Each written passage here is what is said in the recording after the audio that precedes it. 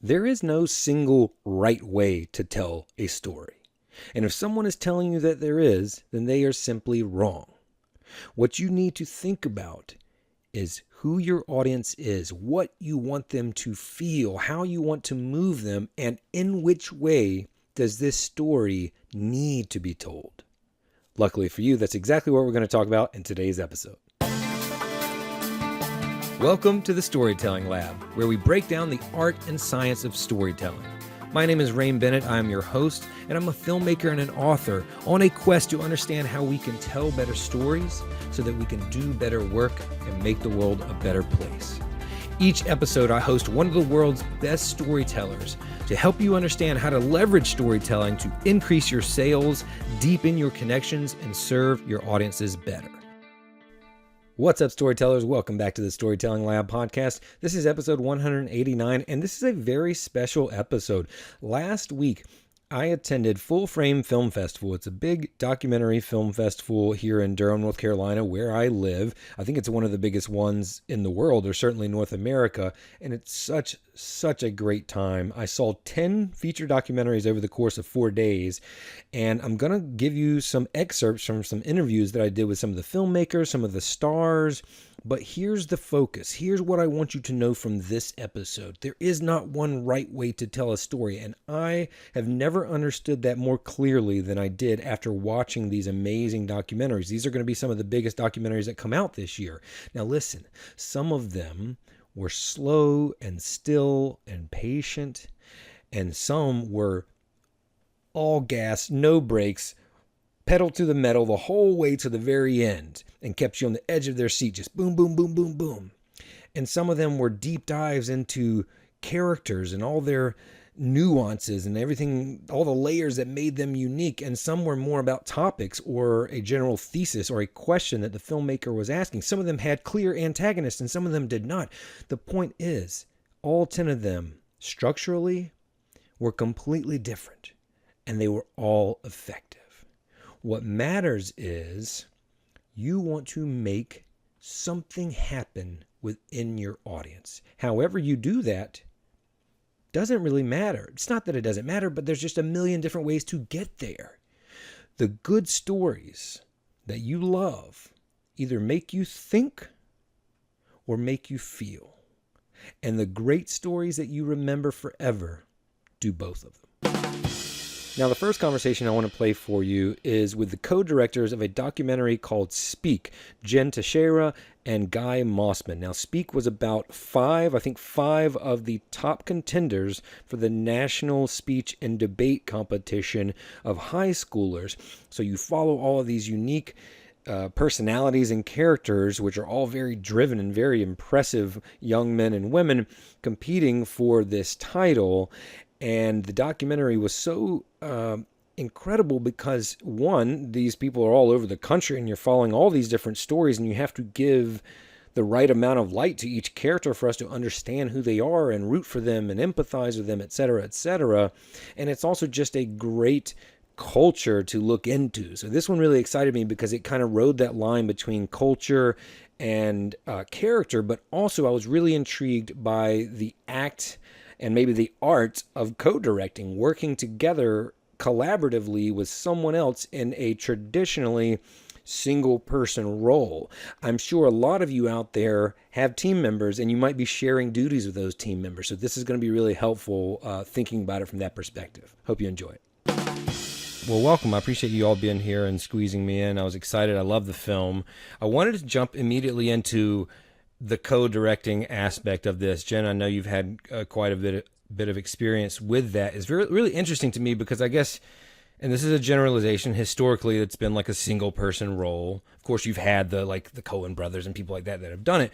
But in my mind, it has to be tricky, for lack of a better word, though I am seeing it a lot more often these days, at least from my perspective. So my question is, what lessons do you all learn in terms of the collaboration and relationships of working with someone and kind of sharing that position? Sure. It's an interesting question. I mean, it's funny when I remember getting some advice probably earlier on in my career, say someone told me that I wouldn't be taken seriously as a director if I continued to co-direct.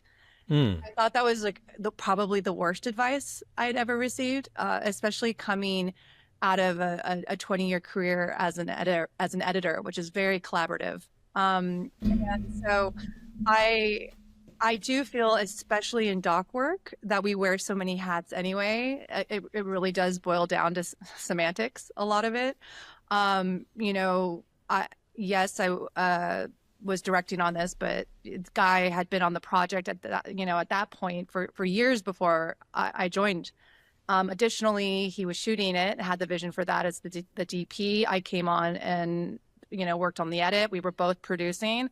So yes, co-directing, but truly this was like both of our child that we brought into the world together. So it only seemed fitting.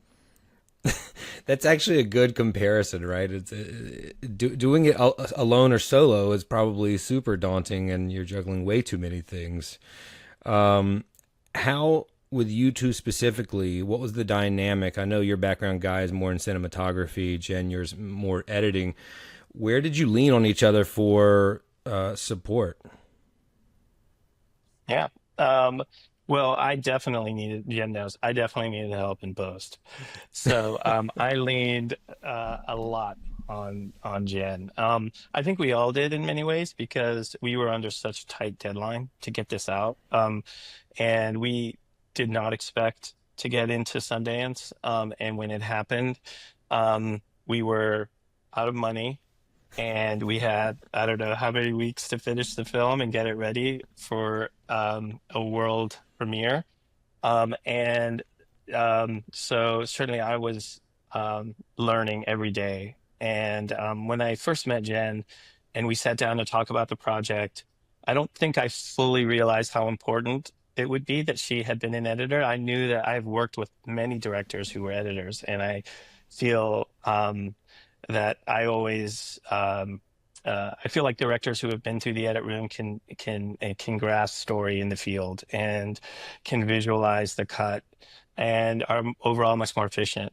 And but I had underestimated uh, how much that would be the case and how much that would help us. And I'm so grateful that Jen was able to come on and do this. I think if we had been a traditional uh, co-directing pair, and we were reliant on editors other than ourselves, we would have, I think we would have had a really hard time making those deadlines and getting this film made. How does it inform when you're spending that time in the post room? How does it inform what you're shooting out in the field? I mean, for me, it's everything because I'm constantly editing in my head. And it all the way, not even to the field, but even in my prep now. I'm a lot of times I'll start an editor before I even go out into the field, especially if my films are heavily archived, are archival. I never underestimate the importance of post. That for me, I do feel that that's truly where, I mean, don't get me wrong, magic happens in the field, and I can geek out over beautiful shots like the rest of us, but truly it's the way that it's put together and the language that I feel that happens in post that I get very excited about. And then another thing that I would want to add is this idea of, already there's so much that's kind of expected out of us as filmmakers, especially when it comes to documentaries. We have to have this artistic vision and this creative vision, but then you're also raising money and you're doing the business sides of things. But then there's this, there is this duty of that, a responsibility that we have to the people at the center of our films, right? We're shepherding their stories. We're partnering with them, and we're lucky enough that they're letting us in. So, there becomes this responsibility where a lot of directors will take on, social worker or therapist, and we're not trained in any of that. So it is so important to build out, we constantly need to be filling each other's blind spots. Guy can't do that if he's got a camera in front of him. He's got one job there. So, and it's not just me as his co-director, our sound guy was instrumental in hearing things and being like, pull the cameras back, like Yeah, yeah. we're not there. Like, it is an honor to be there. We're being trusted to be there. We're shooting in schools with minors in this case. Like, we have to be so on our game and so on our toes that like we need that kind of, collaboration, that kind of duty to one another, and that duty to them, that duty of care to them, to make sure that, our blind spots stay covered. Yeah. The very first film I ever tried to do on my own back in 2006 was at another high school in Colorado. And the film didn't happen for a different reason. It's a long story. But that was a case where I was shooting and directing on my own. And I can I completely agree. Like that film, I just having a team there to kind of see what is going on around us is just critical, especially with minors. And it's just really important. Yeah, um, it was I think when we're talking about ethics and filmmaking, we often talk about auteurs, but like I think co-directing um, gives each other this, like you say, Jen, it's a duty to take care of each other, but it's also it's just too much for one person, and we all have families, and co-directing in a way makes sense. At least it made sense at this phase in the project in our lives. Yeah, absolutely. Speaking of working with the kids, watching this, each of those kids, and even the ones that you didn't feature, so impressive. Like, right? I mean, it makes you look at yourself like, oh my God, what was I doing at 15? Yeah. What did you all learn from these incredible young people that you were working with so intimately, so closely? I feel like we had to pull back a little bit. I mean, you have to, obviously, how can we forget? But we were making this film during an election year. Yeah. We cast from about like a wide net with the NSBA from about 400 kids. And then we like would narrow it down, and ultimately landed on the 5 because we were just so completely in love and mind blown by their abilities from each of them. So I do think there was a point where we had to like cool our jets, like stop being so like, you guys are going to save all of us, right? But there was that moment where it was like, we're going to be okay. We're going to be okay as a society, as a race, as the human race, because, if at 15 and 16 and 17, that these kids are thinking that the way that they are and the way that they, I love this anecdote because it just sums it up so perfect for me. But like in one of the, opening or like beginning conversations I had with Esther, I asked her how she politically identified. And, I could see like her body language change, like, if you're going to ask me this archaic question, you're not going to like my answer because I'm a Christian that believes in LGBTQ rights. Like she was just like, I don't fit in the box that you all like to be put everybody in, Right. it's with gender, it's like we're a fluid generation that respects one another and who can listen. I may not always agree with what you're saying, but I can understand how you get there, is how she put it so eloquently in the film. And we've just lost that. And so we have so much to learn from them, our Guy and I, ourselves included, and just how we respect one another and viewpoints different from our own. Absolutely. As storytellers, when you enter a project like this, do you tend to gravitate towards finding a character that you want to follow, or a topic that you want to explore, or a question that you want to try to answer? Does that make sense? Yeah, 100%. I think it has to be all three, because there's going to be, I think Guy alluded to this, but we don't make documentaries in a year. It's 2 years, 3 years, 4 years, 5 years, and something like 17 blocks. That was 20 years. So, we're getting into like a marriage with our kids, our topics, and each other. So, I think we're thinking about all of that as we, and it's a lot of sacrifice. It really is, and it's definitely not making us rich. So, Uh-huh. as time will, It was hard. yeah, Yeah, it's exactly. I mean, it was hard to choose the five. Yeah.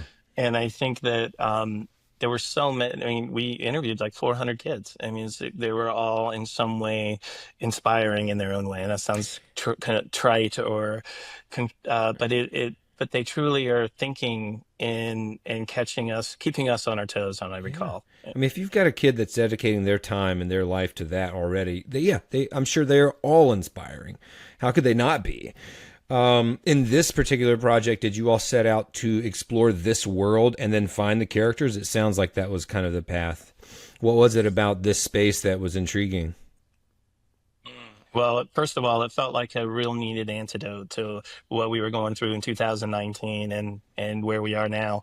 I feel, for me personally, I'll speak for myself that these kids sort of embodied that need to engage and be engaged, and in a way that was where uh, that we're being taught as well. Like when you meet the coaches, when you meet these teachers, they're not. I feel like they're so special and different than the average. I mean, all teachers have to be are special and important and work and are overworked. But we found that these coaches, they just have they connect so deeply, and they have such a deep empathy for what the students are going through. They're teaching that, they're imparting that, and it's just something we need more and more of. We need to get that back in our conversations with each other. Absolutely. There was one line. I'm supposed to have a conversation with Esther this weekend, but there was one line from one of the coaches that said, "As a speaker, we are the mentor for their emotions." I don't know. That line stuck out to me so much. That's a bit of a tangent, but the coaches were just as incredible in life and in this story. What about the technical challenges? When I see this and I see you have 5 different primary characters, they're all living in different places. They all have their secondary and tertiary characters surrounding them. What were the technical or logistical, operational challenges that you all faced trying to produce this? Or how did you navigate the challenges? Yeah. it's a lot of different layers. We compartmentalize really well. So obviously it's a lot of the planning, which we have an amazing producer, Pamela, who is just like, working with the schools, working with the teachers, making sure that we had to make sure that everyone knew that we were coming and everyone felt comfortable. And if you didn't feel comfortable, that we knew, so we could, you know, make sure that we didn't capture you on camera, and respected that and respected those boundaries.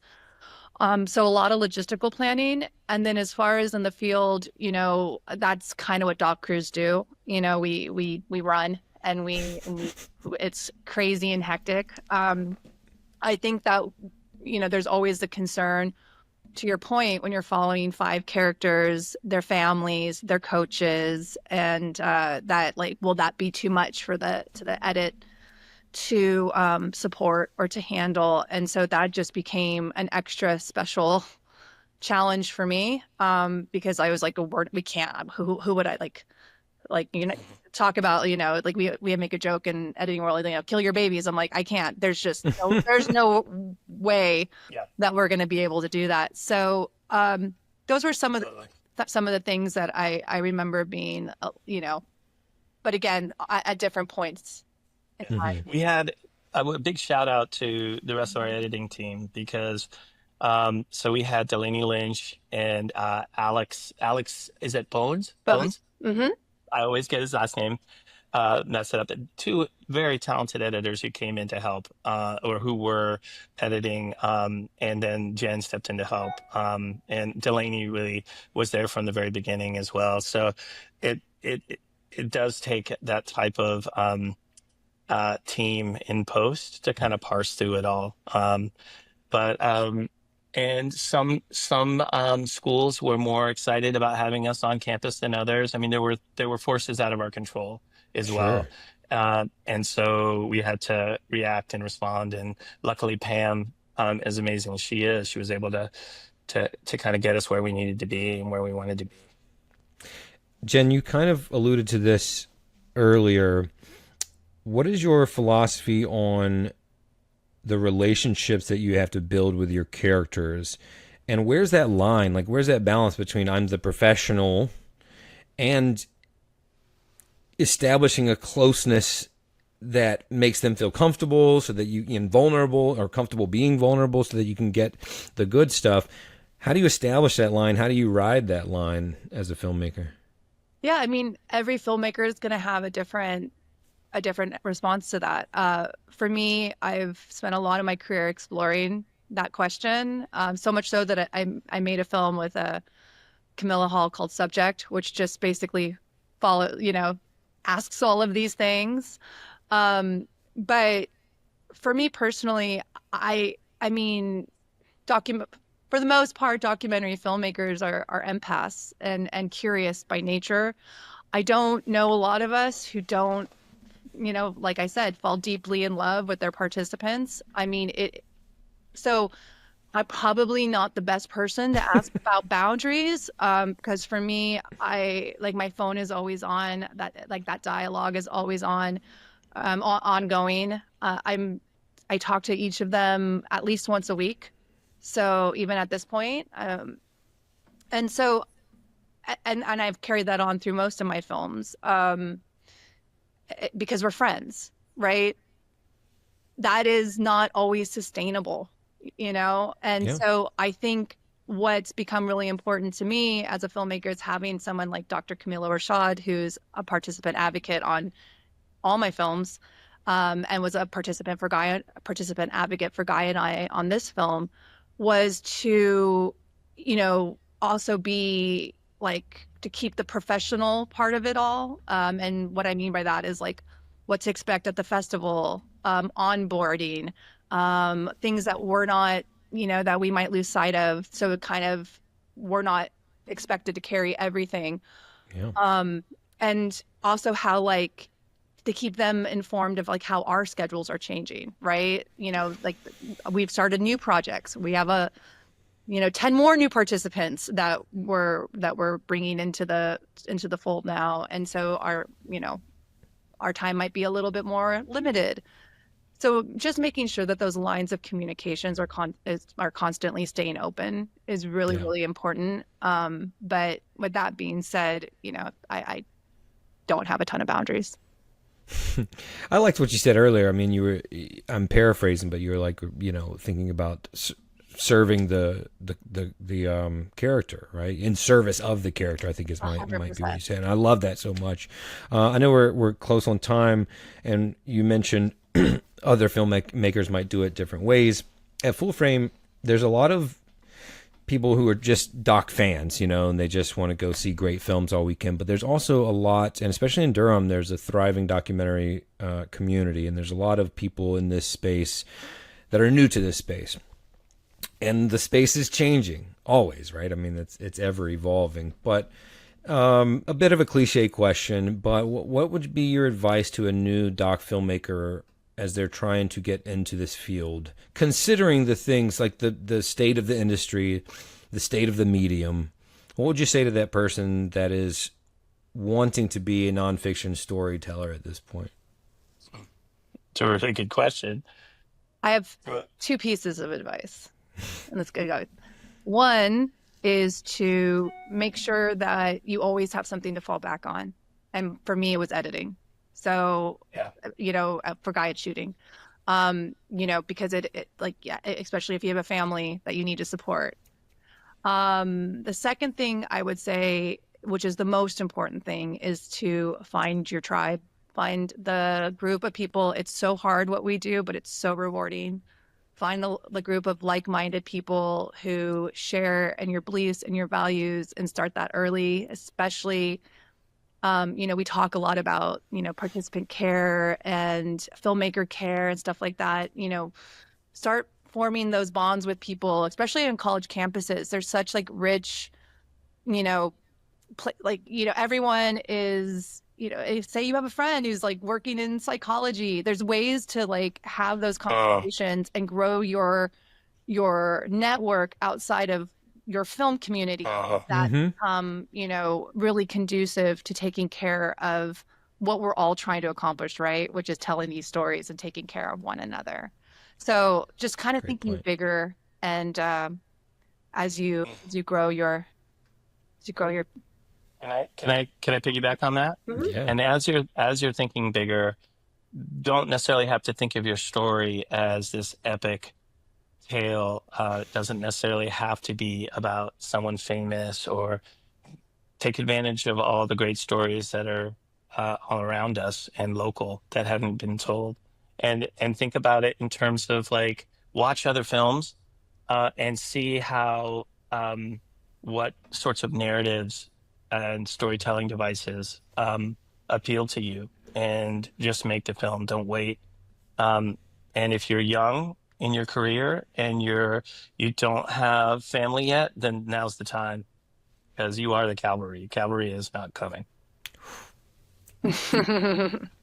All right, so the next conversation I want you to hear is actually with one of the stars of Speak, Esther Oyetunji, who is the three-time three-peat national champion. And this conversation was really, really interesting to me because it's about speaking. It's about storytelling on stage. When you have an objective, you want to influence people, you want to make them feel a certain thing. So it's all the great things that we talk about here on the show, but through the lens of an absolute professional. I mean, this young woman is so impressive and so driven, but also so skilled at the art of speaking with influence, of understanding how to connect with the audience. I mean, if we don't talk about connecting with your audience in the storytelling lab, I don't know what we do talk about. And it doesn't matter if you are live storytelling on stage like Esther, or if you're creating a film or a video or a documentary like Jen and Guy, or if you're writing, creating social media or other content. It is still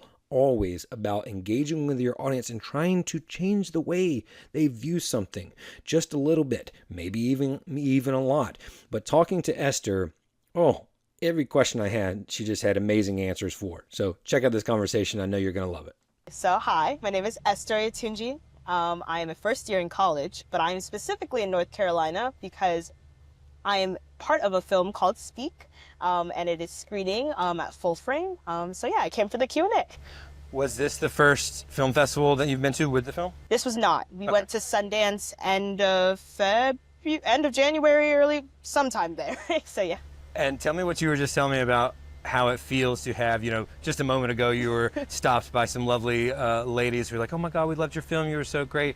Is that surreal? Is it like, hey, I've been on stage for a long time, I'm used to that sort of thing? How does that... I think it's very surreal. It also makes me count my blessings. Not a lot of people get this opportunity. I was calling my mom yesterday. I was like, I gotta study for this chem exam, but she was kind of reminding me you're in an opportunity of once in a lifetime. Just be so engaged and enjoy every moment of it. And it's been amazing that people have been so receptive to the film, but also just so kind with their words. It means a lot because that's what we try to do as orators, is change hearts and minds, and to be able to do that for people who are older than me.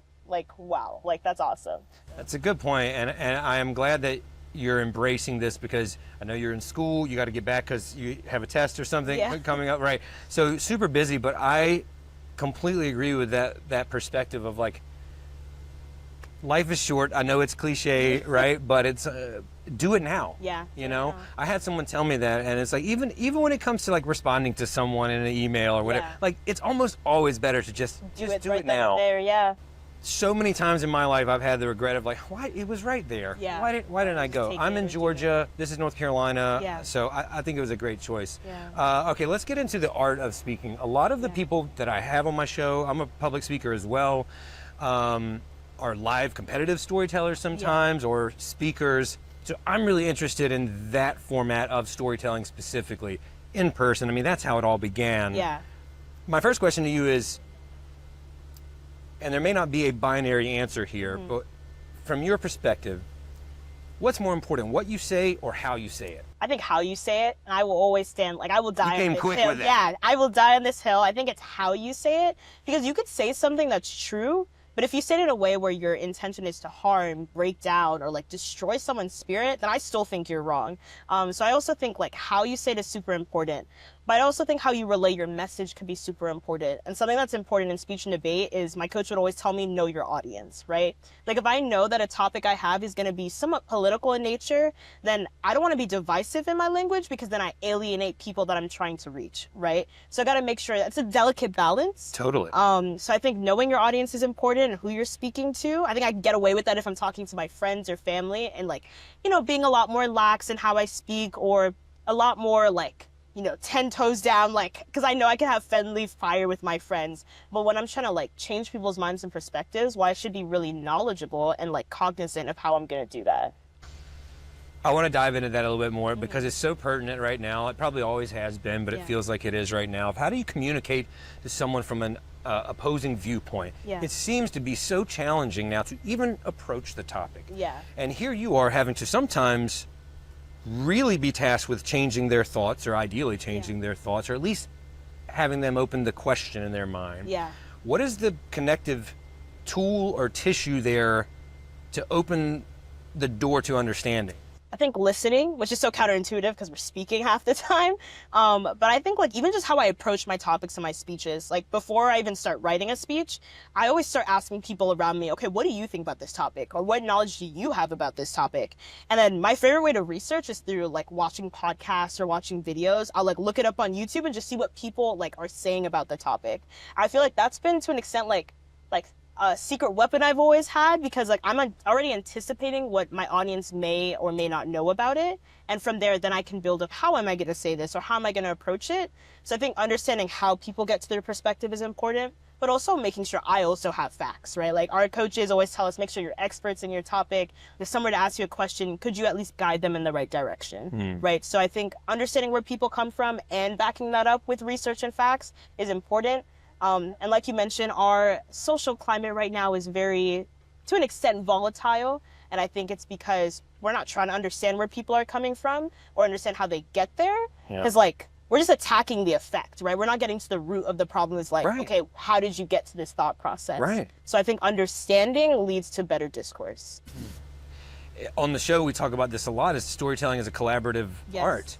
It's the story listener is just as important, if not more important, than the storyteller, right? It's a two-way street, or I call it a dance for two. Like we are collaborating here, and you have to respond. Comedy is like that, on-stage storytelling. Filmmaking is like that, right? I also heard someone else say, start from where you can agree. Yeah. All right, so at the top, okay, where can we agree? Yeah. We can agree that, I'm just using this, you know, as an example. We can agree that someone was killed. Yeah. There's two sides of the story. We're currently going through that, like right now, nationwide. Okay, so we can start there.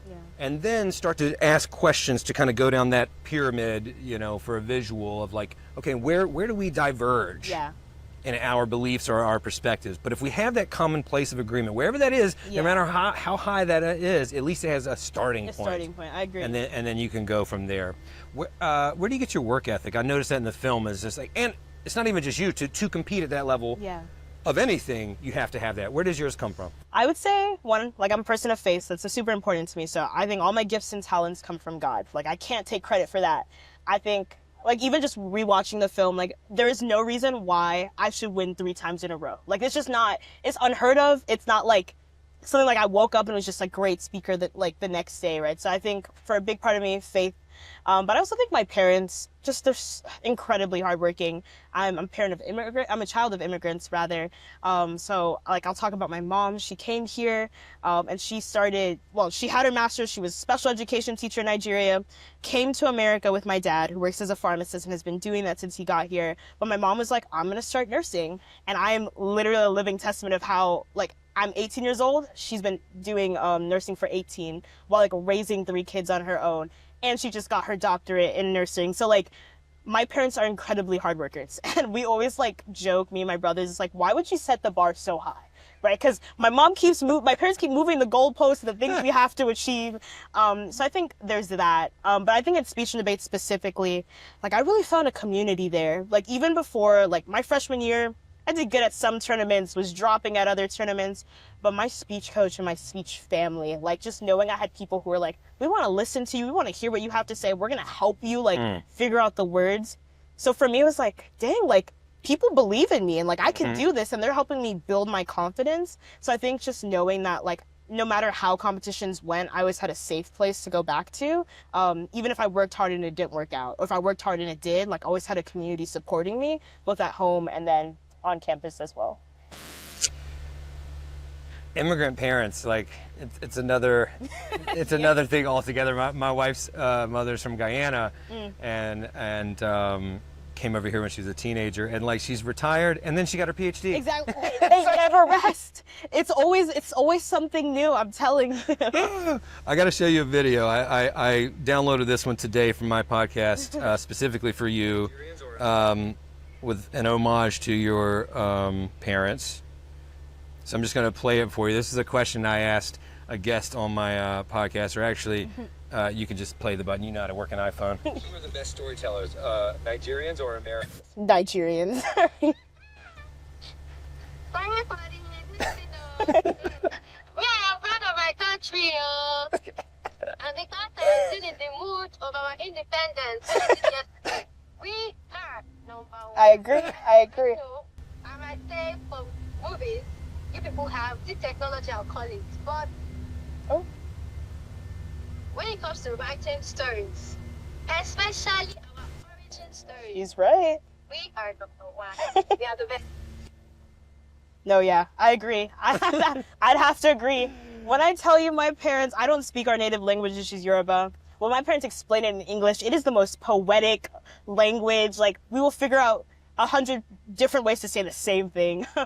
So I definitely agree. Nigerians are great storytellers. As a side note, she's really big on LinkedIn. I think I saw you have a LinkedIn profile. Should totally follow her. She's in the storytelling space too. Okay. Amazing personality. It was just hilarious. But when I watched the film and saw that your parents from Nigeria, I was like, I got to show her that Yes, clip. no, she's so right. But I do genuinely, like, sincerely want to ask, the historic storytelling culture in West Africa with griots, I mean, it's generations long. It's like, completely in the fabric of the culture. Yeah. Even though you're first gen, how much, and you alluded to that just a moment ago, just organically, but how much of that, through your parents or through your culture in general, influences you?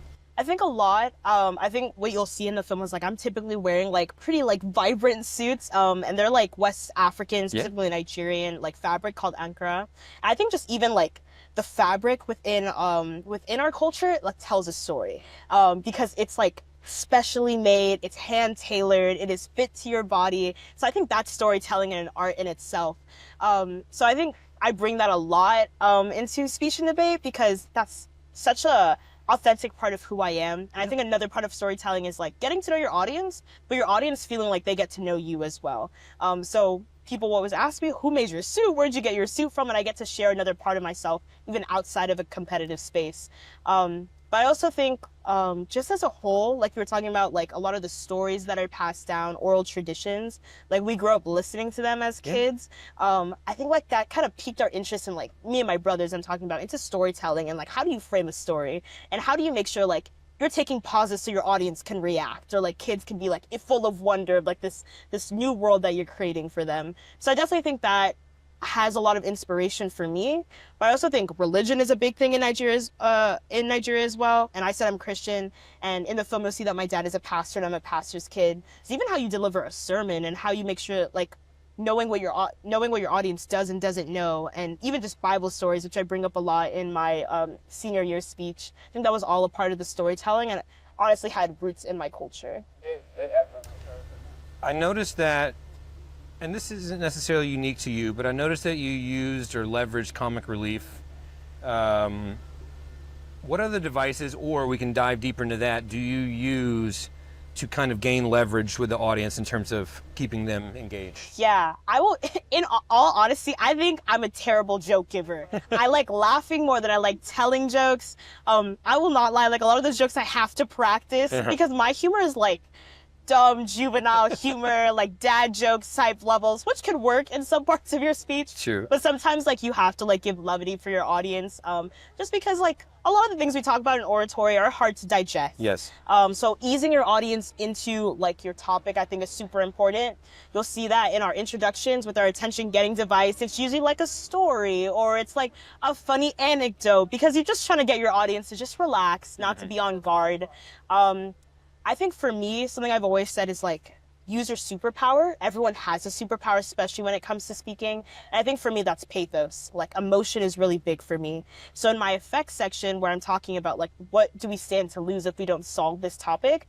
I like talking about people's stories and like honest, just raw stories. And I think that's another part of storytelling is like making sure I'm being responsible in how I share other people's stories that aren't my own, but also just building off stats. Like anaphora is a really useful technique that I use, and I just use in all 3 of my speeches because it just builds emotion, it builds pathos. So I think humor is good for like getting your audience to calm down, joke with you. But I just know for me, my superpower is like leveraging emotions, right? Like I try to go to the most human thing about us. And whether that's our humanity as a whole or about just other people's humanity, I think is really important in bridging that gap between you and your audience. This may be more of an education moment for me, so pardon my ignorance if I don't know if there's an easy answer to this question. Yeah. But when you are choosing a topic, do you choose a topic first of all? Yes. Okay. Yes. So when you do that, are you thinking about 1, what's in my heart that I want to talk about, or 2, what's in my head that I think, for lack of a better expression, will help me win? I think that's a big issue we see within speech and debate because I think it should be the former, and that's how I picked my speeches. Politics and what's going on in society has always been like conversations that have happened in my household, something that I'm passionate about. So for me, it was naturally like a topic that like this is important to me, like why wouldn't I talk about it? But I think we're seeing a surge in speech and debate where people feel like, okay, well this is gonna help me win, so I wanna do that. But I think as an audience member, it's kind of easy to see through that because your heart's not really in it. Let's talk about preparation for something like this. Do you try to remember everything word for word? Do you just try to have your structure, your spine, your skeleton, your bullet points, and leave room? And this is different than maybe a public speech, a motivational speech, or certainly telling a story live. What's your approach? How prepared do you have to be for this format? I think you have to be really prepared. A lot of people, me and myself included, will memorize like word for word our speech. If you wanted to go more like off the dome, that's like extemporaneous speaking. That's like you have 30 minutes to prepare right before that. That wasn't for me. I like the control you get to have in speech and debate. It's like, oh, I can work on my craft before I present it to people. So I do memorize it word for word, but I always tell my coach, like, don't come into rounds in the first like 5 rounds, like our preliminary rounds, because I'm ad-libbing. Like, it's just honestly the vibe that you get from the audience. So, like maybe I'll play into a joke more if there's like a bigger audience as opposed to just me and a judge. All right. So I think even though you're memorizing word for word your speech, there's still a lot of room for freedom and like adding lines or taking out lines or even just like playing more into lines. My final speech, which makes the cut, towards the end of the film, like me and my coach added lines that I memorized the night before because I knew I was going to be with a bigger audience. The line where I say, and let the church say, and I let the audience finish, like that was not in any of my other like speeches or in my other rounds. So I think there's space to like for creativity to flow even after you've written your speech, but I definitely will say it's a memorize like word for word thing. How and when does your personal mental space affect or impact your performance? Like, how do you where do you try to be up here? Do you try to be zen?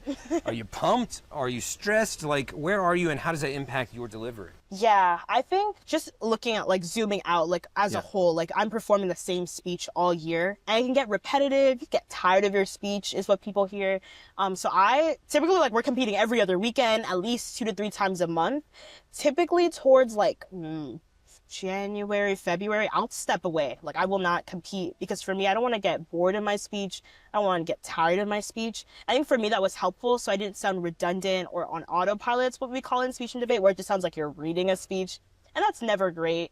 So I take a step away. But at a tournament as big as nationals, it's a full week of competing and like back to back to back rounds, 4 rounds in a day, 3 rounds in a day. Nationals, and obviously you're in front of like hundreds of people or thousands of people. So I think mental space is super important. I think having a good support system like my team is super helpful, because I can always just like after rounds come to them, we could chill out and we'll be good. But my parents were able to come to nationals this year, which was a big thing for me, because I would just pray with them before rounds. And then my guidance counselor is actually in the film. We don't even explicitly say she's in like here and there, but she's just been my day one like supporter, even in speech and debate. So having her there is helpful. My best friend's mom is like my mom, and she was there, so I was just surrounded by a village, The team. a team, and it's the biggest blessing. I will always say, like, some people don't get the opportunity or the privilege to have a support system like that, and I count my blessings every single day that I have a support system like that and being able to lean on them. But I think right before rounds, honestly, senior year was the most calm I've ever been, because I was just like, this is the last time I get to do this. I can have fun. My junior year, when I won for the second time, was a lot more stressed because it's like, what if I don't reach that level again? But I always just think remembering my why for speeches and storytelling is important, which is why like I tend to tell students that I coach now, like, pick a topic you actually want to do. Because if your why is like, I just want to win, then it's so easy to get burnt out once you get to that level, as opposed to like how our coaches always framed it for us, like, you're going into another room to share, like, those are 10 more people you get to share your message with. There's 25 more people you get to share your message with, as opposed to, these are my judges who are judging me to win a tournament. And I feel like you have no like constitution when you're performing just to win, because so many variables can change. Exactly. And then what do you do, right? When the Exactly. goalposts are moved. But when you know your why and you're steadfast in Yeah. what you are trying to accomplish, then if the goalposts move, that's fine, because Yeah. you're still centered, Exactly. right? By the way, your parents being there, that scene was very emotional. What did it feel like for you to have them there in that moment? I think it was important. It was super important because my freshman year, or sophomore year rather, when I first made it to finals, I remember the day of, I called my parents in tears. I think I was having a panic attack. I was like, I can't do this. I don't know why they would let a 15-year-old like get on like a stage and just talk to thousands of people. And I remember my parents saying, like, when I came back, they're like, after you called us, we knew we should have been there. Like, and it's not their fault. They're working. They work overnight, so they couldn't even have been there if they wanted to. But I think for me, it's just having people I could just like be myself around, if that makes sense. Because on my team, like, I'm the president, I'm the captain, so I'm always trying to make sure I'm there for other people, and make sure like our novices and our first years who are doing it, like, they don't feel stressed or pressured. But that requires me to be on all the time. So Yeah. when I'm with my parents, I kind of just like, I'm just a kid again. I can just relax. Exactly what I was thinking. Yeah. So it meant a lot. It meant a lot. What role do you want this skill, this passion that you have, to play in your life at this point moving forward? Yeah, people keep asking me like, oh, are you doing speech and debate in college? And I think for me, that's probably a dream I had going into like senior year, but it's no longer a dream I want. And the reason for that is not because like I think speech and debate suddenly becomes a terrible thing in college. For me, it was a matter of like practically applying the skills I've used in speech and debate in my real life and figuring out how to do that. And I think for me, moving into the space of where like I'm now officially an adult and I'm going to be in spaces where, you know, like I may not always have a seat at the table, or someone near me may not always have a seat at the table. And I think my role, especially using these skills, is for advocating for other people. I actually got a job at Emory for next semester where my job is like justice, equity, diversity, and inclusion. And it is about making sure people whose voices aren't heard are being heard. So like that's a practical way I could use my speech and debate skills. And that's what I just hope they continue to be used for. A theme throughout all my speeches is that I'm never truly advocating for myself. It's always a different group. Like, it's never a personal topic, if that makes sense. It's like I'm advocating for children or teachers, or like us actually learning how to criticize this country well. And I think that's just where my skills lend to better, is advocating for other people.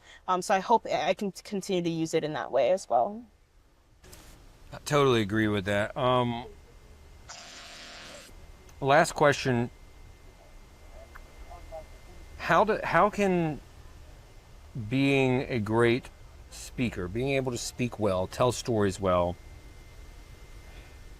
how does that skill help influence people or make change?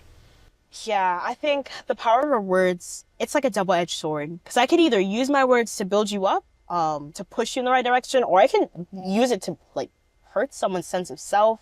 I think it's really scary when you have good orators, but they have bad intentions. Because how powerful that can be to mobilize people, mobilize or destroy people as well.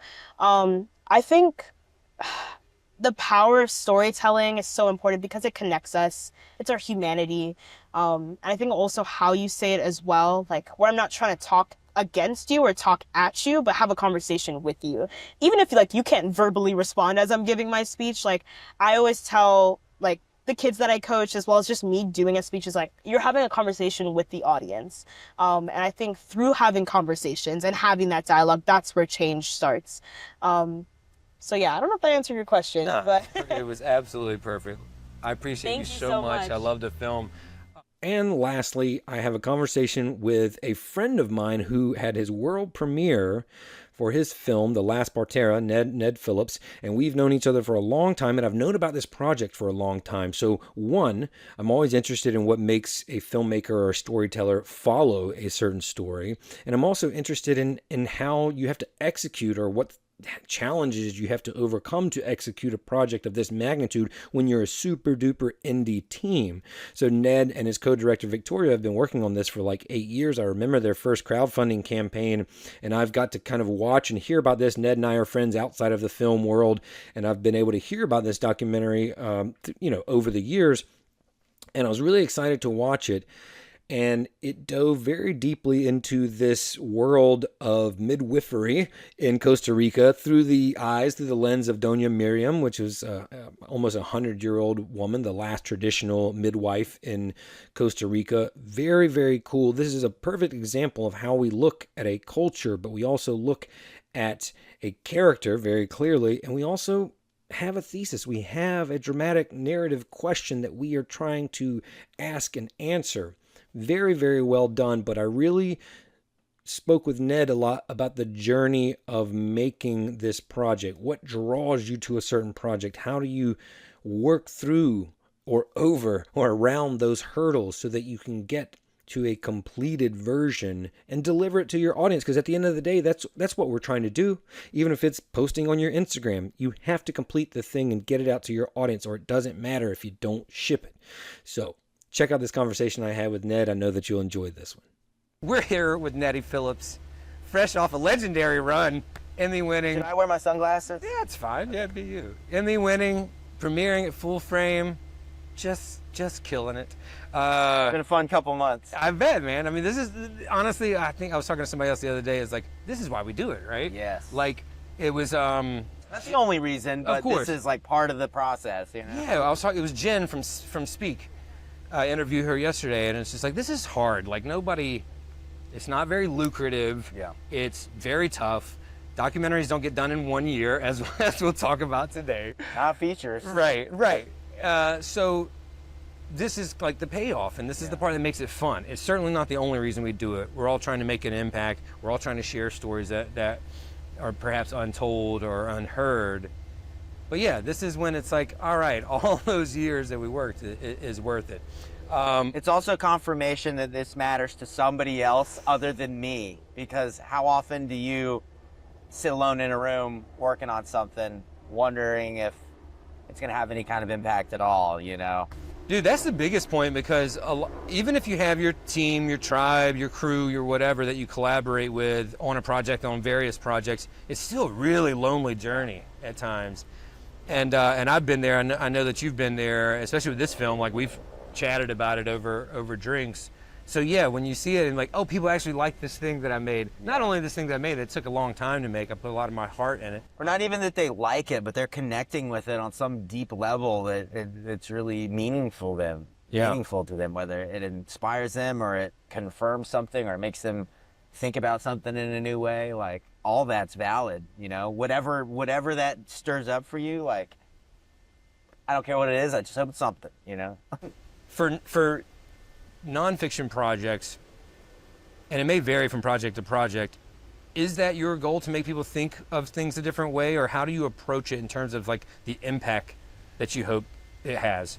You know, I imagine I'm always curious about that with filmmakers too. Like, why do you work on the stuff you work on? But I think for me, it's always like I've seen something that feels significant or meaningful or powerful to me personally. I'm like, oh, if I feel that way about something, chances are somebody else is. How can I take what I'm seeing, what I'm feeling, what I'm experiencing, and give that experience best as possible to someone else? And, you know, they might not get the same thing that I get out of it, but there's take what you will, you know? So I think so first of all, I think I have to see some value in whatever it is, you know? Speaking of meaning, one of the things that we've been texting, you know, since this was announced, one of the things you said to me that I know has to be meaningful for you, but it even like struck me and made me emotional, was your connection to this theater, this film festival, this town. Oh yeah, man. So talk to me, like, I don't want to layered, dude. Just tell me how that's got to be, because like I have an assumption, you've told me a little bit about it, but I want to dive into that because it's really beautiful and for it to come full circle. So being here, what does it mean to you to be here and be presenting this project that you worked on for so long to the world in this spot? Yeah. So I mean, like, you know, how far back do you want to go? But All the I'll way. basically say, you know, the one version of it is that like I wanted to make movies as a kid and didn't know how to do that, you know, other than like pick up a camera and start messing around. So, you know, upon graduating from undergrad, I was looking for a way to tell stories, and so I did the program at CDS. And one of the perks of being a student at CDS was you start to learn about what's happening in the local doc and filmmaking community. And I was able to get access to Full Frame as a student at CDS. And I came here and just saw stuff that just blew my mind, changed the way that I thought about nonfiction filmmaking, showed me what was possible as far as like documentary arts. And it made me say, hey, I want to make documentaries. And so this really set me on a career trajectory. What about the theater that you're screening in? And then, so like Full Frame made me want to make documentaries. It took way longer than I was anticipating to get my first feature made, but I always wanted it to premiere Full Frame. And then Cinema One at the Carolina Theater is just like such a significant movie room in Durham. And in my own life, I've watched movies growing up in there, you know, since I was a kid. Some of my most powerful experiences have been watching movies in Cinema One, sitting next to my parents, crying my eyes out as a teenager, hoping they wouldn't see me. So yeah, it's just like, so to screen at this festival in that room is like just a really full circle moment, and something that I've literally dreamed about for a long time. That first Full Frame that you came to, this is just a personal question. What you remember what year that was? It was 2007, I think. 2007. Yeah. I had a similar experience. Oh, I worked here 2005. I was a venue manager at Fletcher. Oh, cool. And it was when they hosted Scorsese. No shit. And that was like my intro to it. And then I was away for a while, but and I remember the movie that sparked it for me. What was it? It was like Full Frame asked that. I was like, what's the one documentary you saw that made you think about it? And it was this movie by this dude named Jason Cohn, who was a protege of Errol Morris, and he made this film called Manda, Bala. And it took place in Brazil, and it was this like multi-storyline weaving thing about political corruption, about kidnapping, about farming, and it was shot on like 16 millimeter film, kind of as a thriller, and it was just like, it really kind of changed how I thought about what was possible with like nonfiction filmmaking. And it just completely floored me, and I was like, oh, you can make a movie that's a documentary. Yeah. What about the role that Full Frame plays in the community here, not just the filmmaking community, in Durham? Yeah, I mean, you know, Durham is a unique population, you know, with Duke and like all the stuff that's around here. Like it's an educated population, and so I think there's intelligent, curious audiences here. And you know, one thing I've always appreciated about Full Frame is like their global scope. You know, they bring stories from hard to find corners of the world that are wildly different. Like I've seen, you know, not everything I've seen at Full Frame I've loved. I've seen stuff that like challenged me too, like weird experimental films that were just like whale sounds and seagulls flying around for like 30 minutes, you know, stuff that you had to make a real effort to sit through, especially on like 10 a.m. on a morning if you're hungover from the party the night before or whatever. But, you know, I appreciate that like they're bringing stuff here that's like pushing the form, that's like setting the pace, that's, you know, going outside. I saw another film here called Samsara, which was Ron Frick's follow-up to Bakara, and like it hit me so hard I just like wandered the streets for hours, just like contemplating my mortality and stuff like that. So, and even the ones that you don't necessarily connect with deeply or like per se, you can still pull something from them. Yeah. There's some meaning for someone there, and I'm always trying to figure that out. Like what, you know, like I said, I make stuff because I see value in it. So I'm trying to think about, well, why did someone put this on screen? What do they see here? And so it's almost like helps you develop, like that's one way of developing empathy, you know? And that's what documentaries, I think, are what's one of the best things they do, is help us be compassionate and hear from other people's perspectives and, you know, find some common ground there. One of the first times that I really got to see that compassion with you is tied to this, with Bing Liu's Minding the Gap in 2018. No. You and I had just met. Whoa, you know, we told the story earlier about, you know, us connecting. So we didn't really know each other that well then, but we had met. Yeah. And we knew each other. I'm not sure if we were playing soccer yet together at that point, but whatever. That was the first time that like we had a very similar reaction, which I don't mind saying for me was sobbing later after I watched that. I remember posting about it, and you wrote like hashtag team ball. Nick was there when this happened. Yeah. Oh, no. I saw the movie, and I was like obviously very emotional about it, but we were at accordion club like hours later, like 6 hours later, like at night, like 11 at night, and I had my head on the bar. And you were with Nick? Yeah, and was just sobbing, like heaving, crying, like in a way I can't remember ever crying before. I was so impacted, and it was like a delayed reaction. Same. First of all, you told me that story, but I hadn't met Nick yet. Oh God! So it's so funny to me now to hear that, because I knew that you were sitting. Hydrating. You were sitting. Yeah, right. You were sitting with a friend. You told me that version of it, but years later I met Nick, and now I can put that all together. For me, like I was having a baby like any day, like, and it happened to be the next day. On Sunday, I interviewed being on Sunday morning, and Sunday night I was rushing to the hospital, and I come from a very violent, turbulent childhood. And so I remember coming home and like, I'm not going to do that.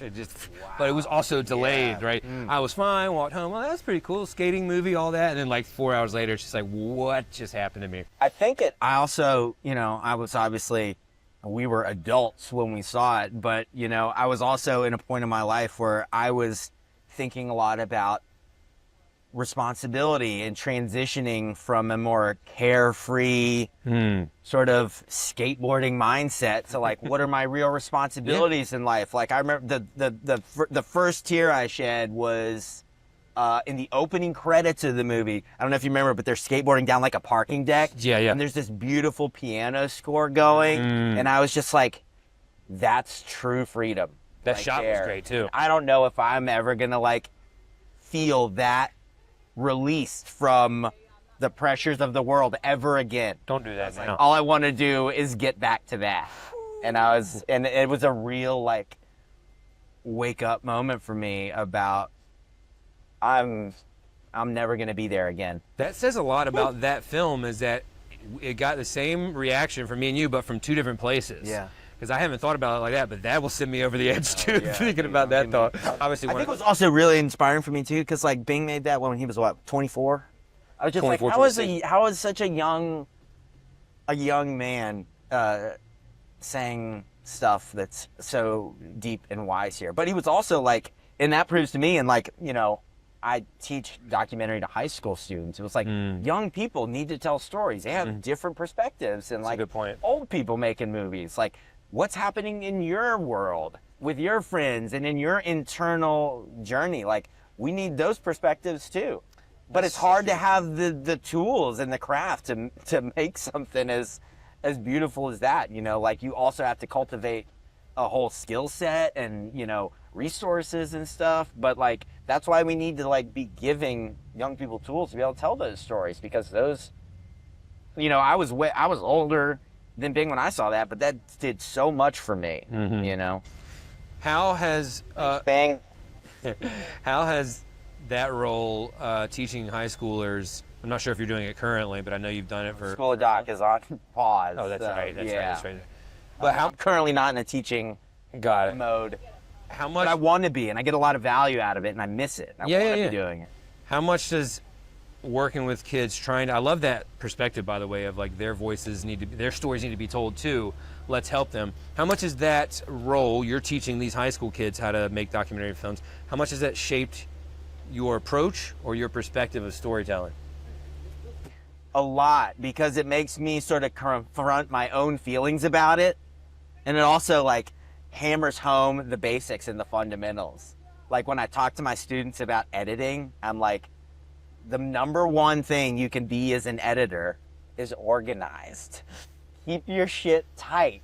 You know, if someone comes into your project behind you, like, every editor is gonna take shortcuts like on their own timelines and stuff, but like, you need to know where your footage is, organize your bins well, because when you get into that creative flow and you're like, oh, I need that shot where like Johnny turns to the left right as the bird flies over his head. You should be able to find that shot immediately. You need to know your project and your stuff that well, so you're not limited creatively by your lack of organization, you know? So you can Dude. find your shit. I learned that the And very how do we hard learn that? way. The hard way. Oh my gosh. Because we've all got projects that have been messy and disorganized. And I opened up a project one time that I've been looking for years, only to realize that the source footage was on another drive. So I've got the project here, but not the footage. So like, preach organization to students, which reminds me to like, you know, progress through my timelines and organize my footage in a way that's obvious and makes sense and is logical.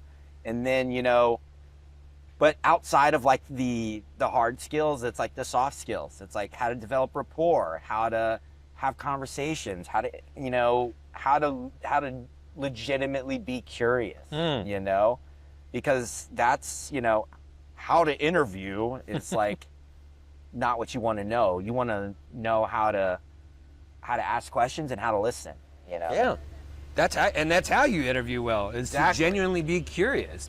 Like, I mean, in this format, I don't really have anything, but even if I'm doing a podcast that's been scheduled for a while, like, I'll have a few bullet points that we want to get to, but it's really just like actually caring what the person is saying. If you do that, then you can create a question, but it's just a conversation. And it's interesting too, because, you know, I get so much out of teaching too, because like if I'm, you know, if we're doing like a cinematography unit or something, we're talking about composition or whatever, you know, what I'm teaching them and the conversations that I'm having with them are going to be different year after year, because I've learned and grown and see things differently than I did before too. So, you know, it's always forcing me to recalibrate my understanding of the skills that are necessary and that I have, to be able to like share that, but also like check in with myself and be like, oh, how am I thinking about composition right now? Yeah. You know, what am I interested in as far as focal lengths or whatever, you know?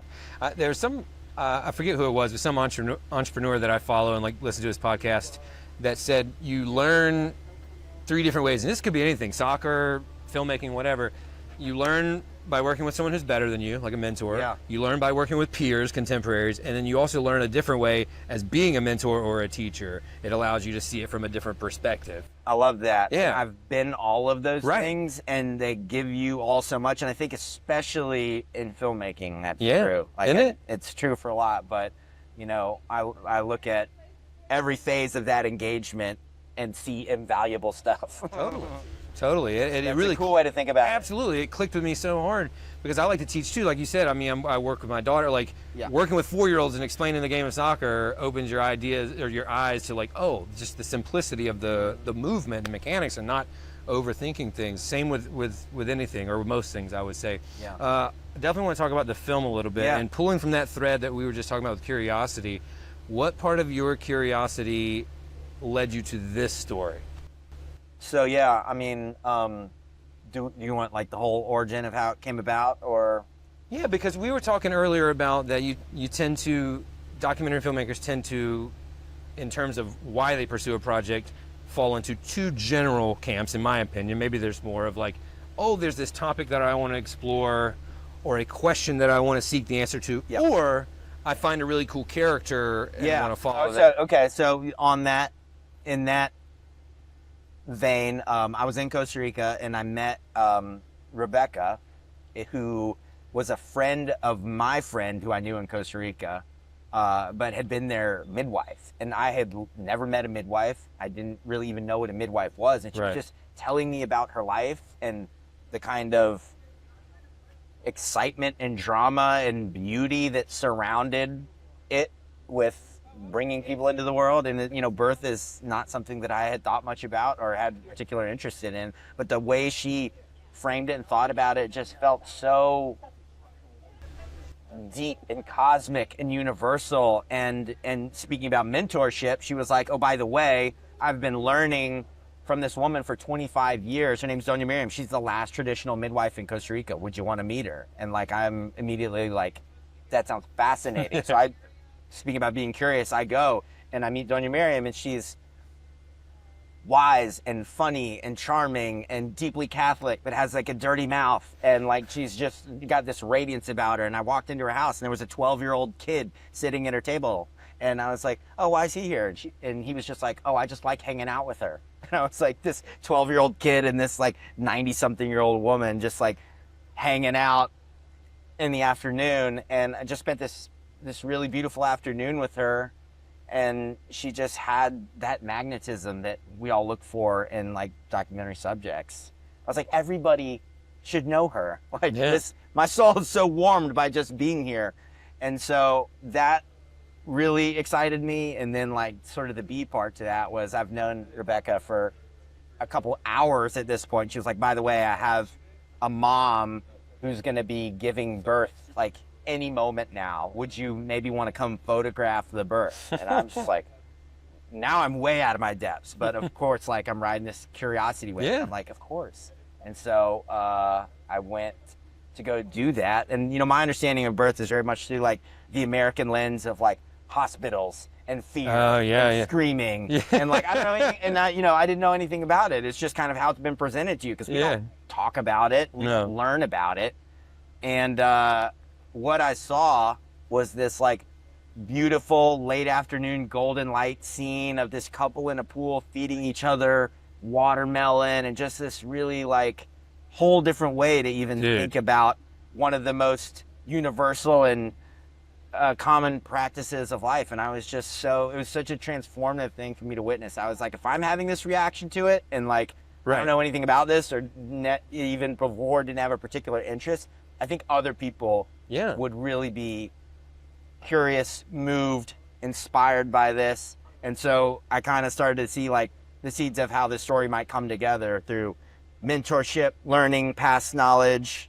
And what I saw with the birth was that there's like a little narrative within that. Every birth is a story, how it happens, like the characters in it, the rising action and the resolutions, you know, the rising tension, you know, all that was there. And I was like, oh man, it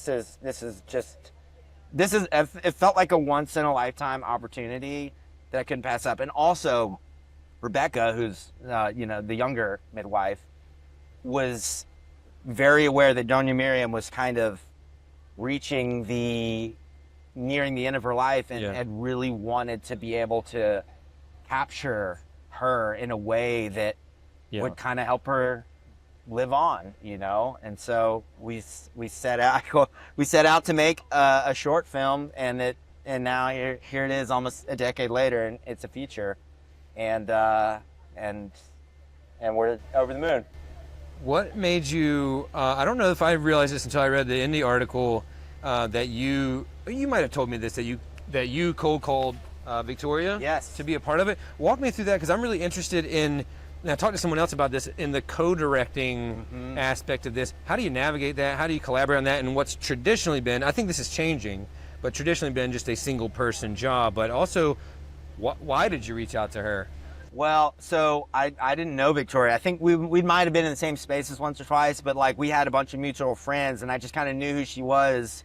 And you know, I knew I was going to need significant help to make this film, and Victoria had a very unique skill set that I thought would be useful. Like I knew I needed a woman involved, a female, to help me understand. It's a female centric story, and obviously I'm coming to it with my own perspective and curiosity, but I wanted That's fair. somebody that would help me understand that side of it a little more too, and be sure that we were honoring and paying attention to this. Yeah. She speaks really good Spanish, which mine was okay. But I was like, oh, if we're going to be down here doing this in Spanish, I need someone who really knows what's going on. And Victoria had just finished her degree in folklore at UNC. And based on what I saw and experienced down there, I wanted to kind of take that approach, like come at the story with that kind of tone. And she had just made her first film, which was a short. So I knew she'd gotten into documentary filmmaking. And I was like, hey, Victoria, I know I don't know you, and we've never worked together, but I've got this idea for a project, and I think you'd be a great fit for working on it with me. Would you want to work on this together, even though we've never worked together? And luckily, she was drawn to it because her grandmother was a midwife in their little town in Greece, and Oh, that's cool. and so she had a personal connection to it, and we just went from there. And it was only the two of us on the production team down there. We had some help every now and then with like a drone guy or something like that, but you know, between the two of us, we produced and shot and ran sound and did all the production that was needed for the film. When you're doing a project like this, that's labor of love. You know, you've been fighting this battle for years, and I know it gets hard and challenging at times, maybe lonely, like we talked about. What do you use as a filmmaker, as a storyteller, as your true north that keeps you moving forward, that keeps you grounded in those times where you feel really challenged? Oh man, I mean, that's a good question. And like, I've gone through many phases of that. Like we've had momentum at times and it's been lost, and then it's kind of been reinvigorated. But I was just so excited by what we were seeing and what we were getting that I knew it was important. So kept going back to shoot. And I wanted to be a filmmaker, and I wanted to make a feature film. And like, that's what it takes. Showing up, getting the footage, staying on track, you know. And we were looking for resources and support, and I kept thinking that like, I'm the first investor. Like, if I'm not putting my heart and soul, time and energy and resources and equipment into it, why should anybody else? So I wanted to attract interest to it, but I was doing it because it's something I really believed in, and I felt like you know, it was a way for me to showcase my abilities as a storyteller. And I had been given the greatest gift that any documentary filmmaker can hope for, which is trust from the people you're collaborating with to make the movie, and access, you know? And so I wanted to really honor that.